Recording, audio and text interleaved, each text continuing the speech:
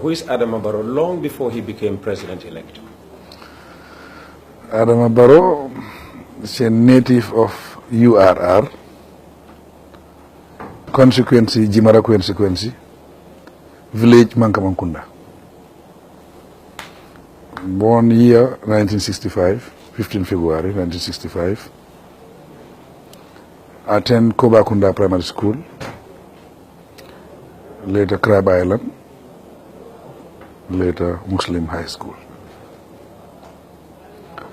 Work with Busanya and Sons, travel to UK 2002, come back to the Gambia 2006, and set up an estate company called Majum Estate.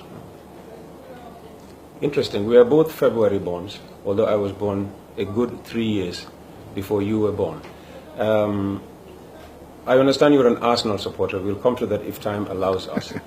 But who are some of the contemporaries that you can remember? People you went to primary school with, people you went to high school with, people you started work with?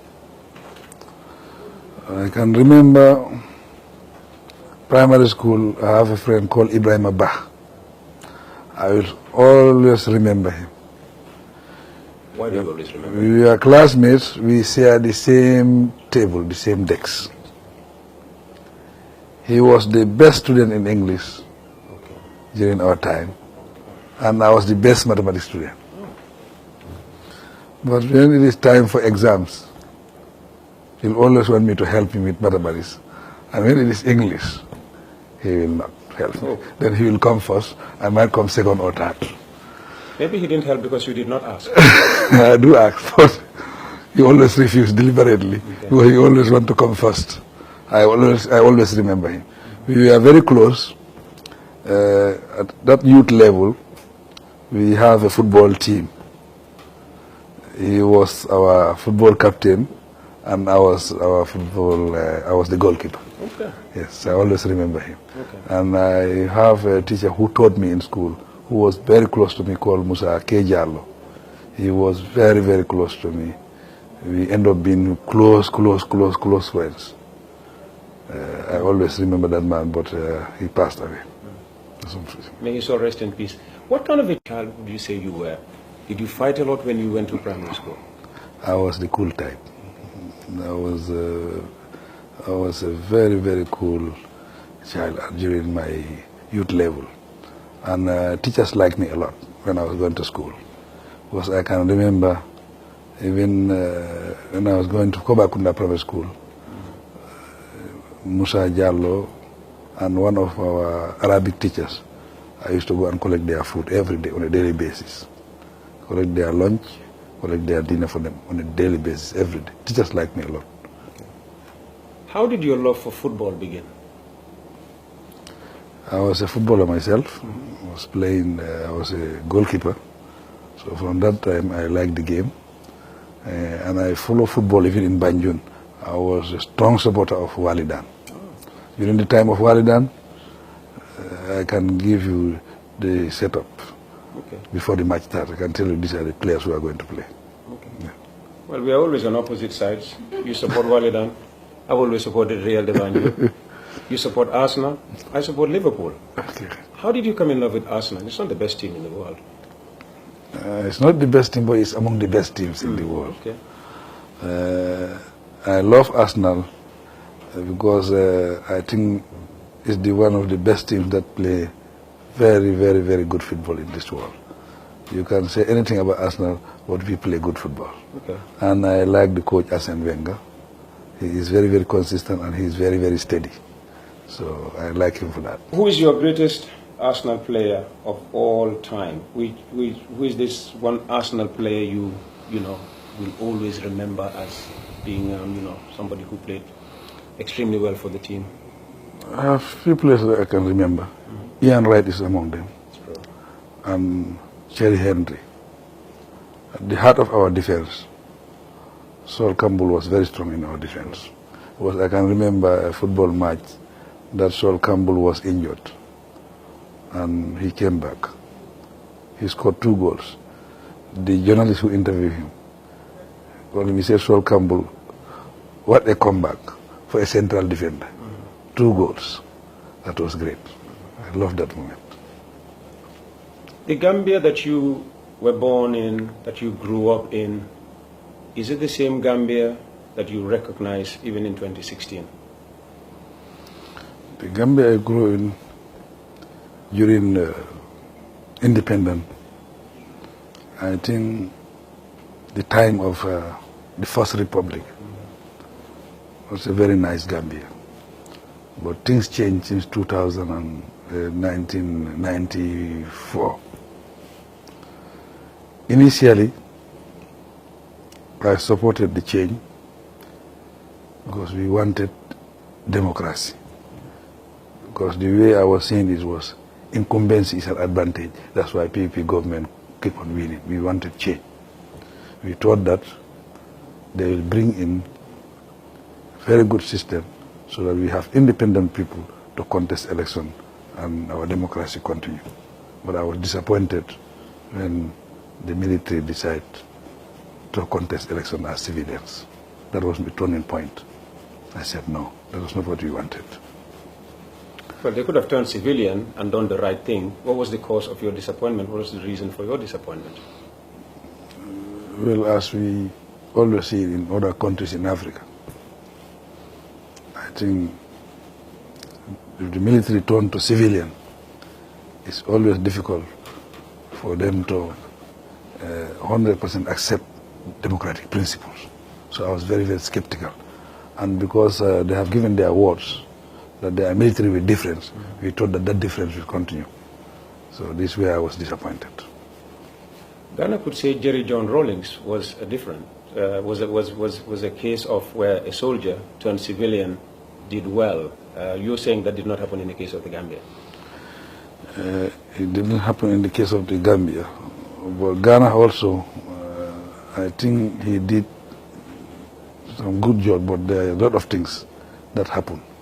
But Ghana, they were matured enough to let it go and let us move on. I think that was the end part of it, and that was good. It helped Ghana.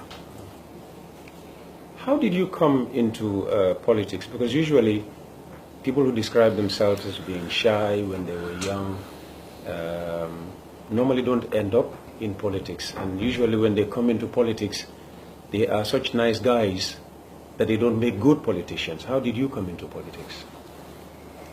As I said, I was disappointed that Yahya Jammeh decided to contest election as a civilian. And this party of UDP came up. It was a very strong party at the time. I believed that they can win elections. I supported the cause because they were strong, but it didn't happen. But I continue with that support, believing that we can bring about change. Because I was a Stooge supporter, everybody recognized me. Even if they are raising funds, they come to my office, I contribute. From 2007, National Assembly elections, everybody wanted me to contest National Assembly, my consequence. And they know that I was a Stooge supporter of UDP. Hussein Dawo called me. It's a national call. We want you to contest elections. This is the way I contested elections. And later, they called me to the executive. I was part of the executive. As I was contributing there, I was again nominated to be the coordinator for my region, because URD. I was doing that coordination, and later, Amadou Sane was jailed. He was our treasurer. We had an emergency meeting.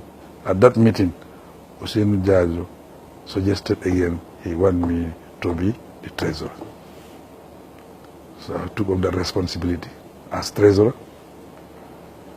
2016, our convention, that is the convention of the UDP, I was again selected as the chairman organizing committee. We had a very good congress. This is how I came about to this level. When you contested the elections for the first time, what happened? Did you win? Did you lose? I lost. If you lost, why did you think you lost? I lost. I lost because I was not experienced, one, and I lost because there was an advantage of the incumbent. These were the factors. And also, I think the timing also, because I was just 8 months in the country, not experienced in politics, and I was called upon. I was not really prepared. But when you lost, you accepted your loss in good faith. You didn't contest your defeat in any court. When I lost, the IEC, the IEC man who was responsible was surprised. I rise up, call upon my opponent, shake his hand, congratulate him. After finishing that congratulation, I gave him a message. We accept you as our National Assembly member. I want you to accept us as your opposition. Whenever you are doing things right, you want our help, we will help you. If we criticize you, accept it. This is national duty. They were very happy. They gave me the police to escort me to my house because of what I did that day. Everybody was happy. And what was your relationship like with that person since? We were childhood friends. We went to the same school together. We were brought up together. And we knew each other. But because of incumbency, there were a lot of things happening. But you always accept the will of the people. Would it be fair to say then that you were disappointed that after you were declared the winner, first the president congratulated you and then came back a week later to retract that congratulatory message he put on television? I was seriously disappointed. I didn't expect that he will go that far. We thought that he will give a message, not a friendly message, but we didn't expect that the president will say annual elections, because we believe that he doesn't have that authority. So we are seriously disappointed, but we handled the situation with maturity. Let's go back to that morning of December the 2nd, when you probably knew already that you had won, and you were probably waiting for this call. I mean, what was it like? Did you expect him to call that day? Did you expect any call at all, any concession call? Before even the 1st of December, I was telling people that if Yahya may lose, he will accept. Because it's the people. What made you confident he would accept? This support, people were united, people were ready for this change. So that support was there. So I believe he will respect that. That early morning, because we all knew that what were the results, by 3 o'clock, we were anxiously waiting for a call. There were a lot of protocols that were going on. We were patiently waiting. We got a contact through Balagaba Jahumba that the president will call me. The time he was supposed to call me failed, but we were still waiting. That's why I was supposed to give a statement on that day, but it delays me to give that statement because we were waiting until finally we received that call. That gave us a lot of credit on that day, and it was history. It was. That was positive history. And then, of course, negative history was to follow. How did he get your number? To my surprise, it was difficult for them to get my number. They have to struggle until they get Uncle Oje Jallo to get my number and call me. Yes. So he got your number and called you. Do you have his number? I don't have his number. I didn't find out. I didn't look for it either. But I know if I have lost, I will make all efforts to get his number and call him and congratulate him. Yeah. And was that the only time he spoke to you? Since he congratulated you, has there been any contact between the two of you? No contact. That's the only time we spoke on telephone. No contact at all. So how is the transition going on. In Ghana, we know already that the incoming president has a team that is already